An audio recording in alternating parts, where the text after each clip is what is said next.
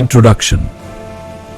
দাউদের ছেলে এবং ইসরায়েলের রাজা সলোমনের হিতোপদেশ, যেগুলোর মাধ্যমে মানুষ প্রজ্ঞা ও শাসন লাভ করবে, প্রজ্ঞায় পূর্ণ কথা বুঝতে পারবে এবং এমন শাসন লাভ করবে যেটা তাকে বোঝার ক্ষমতা দেবে, সঠিক কাজ করার এবং উত্তম বিচার বুদ্ধি ব্যবহার করার এবং সৎভাবে চলার ক্ষেত্রে সাহায্য করবে।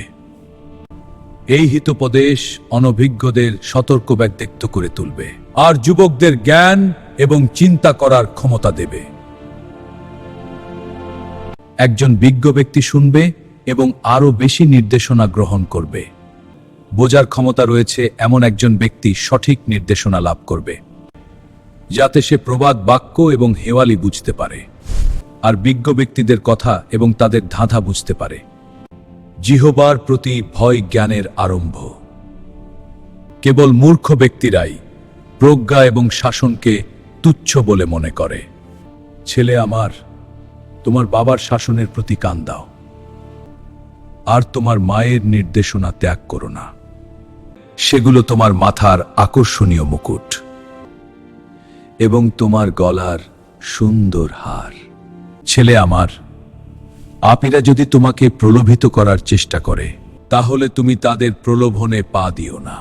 তারা যদি বলে, আমাদের সঙ্গে এসো, আমরা খুন করার জন্য ওত পেতে থাকবা, আমরা বিনা কারণে নির্দোষ ব্যক্তিদের আক্রমণ করার জন্য লুকিয়ে থাকব, আমরা কবরের মতোই তাদের জীবিত অবস্থায় গিলে ফেলব। যারা মারা যেতে চলেছে, তারা যেভাবে গর্তে নেমে যাচ্ছে, সেভাবেই আমরা তাদের আস্ত গিলে ফেলব। আমরা তাদের সমস্ত মূল্যবান সম্পদ কেড়ে নেব, লুট করা জিনিস দিয়ে আমাদের ঘর ভর্তি করব। আমাদের সঙ্গে এসো, আমরা সবাই চুরি করা জিনিস সমান ভাগ করে নাও। তাহলে ছেলে আমার, তাদের পিছন পিছন যেও না, তাদের পথ থেকে দূরে থেকো, কারণ তাদের পা মন্দ কাজ করার জন্য দৌড়ই। তারা খুন করার আগে একটুও চিন্তা করে না। পাখির চোখের সামনে জাল পেতে কোনো লাভ নেই, তাই মন্দ ব্যক্তিরা খুন করার জন্য ওত পাতে। তারা অন্যদের জীবন কেড়ে নেওয়ার জন্য লুকিয়ে থাকে। যারা অসৎ উপায়ে লাভ করার চেষ্টা করে, তারা এই পথেই চলে, আর এভাবেই তারা নিজেদের জীবন হারিয়ে ফেলে। প্রকৃত প্রজ্ঞা রাস্তায় উচ্চ স্বরে ডাকে, এটা নগরের খোলা জায়গায় চিৎকার করে, ব্যস্ত রাস্তার মোড়ে সেটা চিৎকার করে, নগরের দরজাগুলোতে সেটা বলে, হে অনভিজ্ঞেরা, তোমরা কতদিন তোমাদের বোকামিকে ভালোবাসবে? হে উপহাসকারীরা, তোমরা কতদিন উপহাস করে আনন্দ পাবে? হে মূর্খেরা, তোমরা কতদিন জ্ঞানকে ঘৃণা করবে? আমার ধমকে সাড়া দাও, তখন আমি তোমাদের জন্য আমার প্রজ্ঞার শক্তি ঢেলে দেব আর তোমাদের আমার কথা জানাব। আমি ডাকতে থাকলাম, কিন্তু তোমরা শুনতে চাইলে না।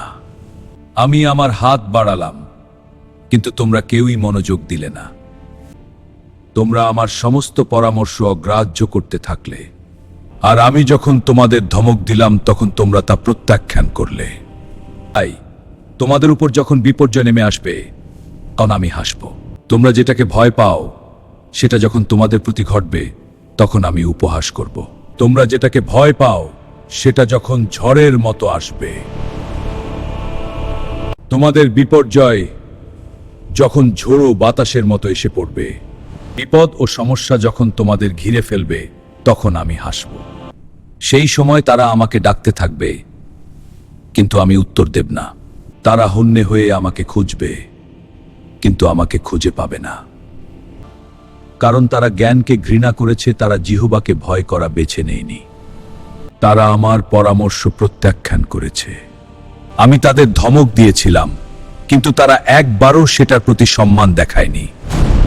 তাই তারা নিজেদের কাজের খারাপ ফল ভোগ করবে আর নিজেদের ষড়যন্ত্রের পরিণতি সম্পূর্ণরূপে ভোগ করবে, কারণ অনভিজ্ঞেরা আমার দিক থেকে মুখ ঘুরিয়ে নেওয়ার ফলে মারা যাবে।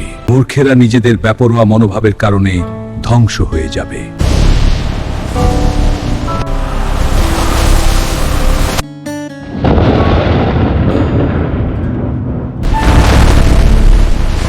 কিন্তু যে ব্যক্তি আমার কথা শুনে সে নিরাপদে বাস করবে, সে বিপর্যয়ের ভয়ে আতঙ্কিত হবে না।